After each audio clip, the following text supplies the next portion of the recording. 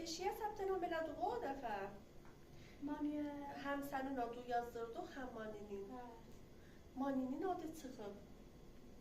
500 milyon pul verəndə onu. Vay. Yox, nə cür deyək? Bilmiyorum. Qorxuyorum, uşaq həyəcan zaten olayı. Gel, bir cür deyək. Bir şey olmuyor. Bəlkə deyərlər. Mən bir cür deyərəm. Mutmainsən? İndi gələcək Bir ha? cür deyərəm, bir şey olmaz da. Təbii rəftar elə, əvvəl çox tablo eləmə. Yəni. Gələk gəlsin.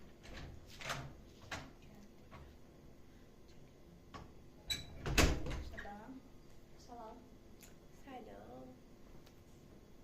Çəkişlər topluyor.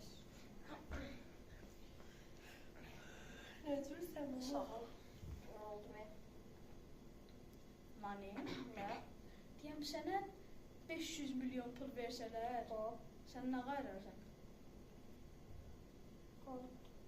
320'sini verirəm sənə. Buna nə oldu? Radin. Buna nə oldu? Radin.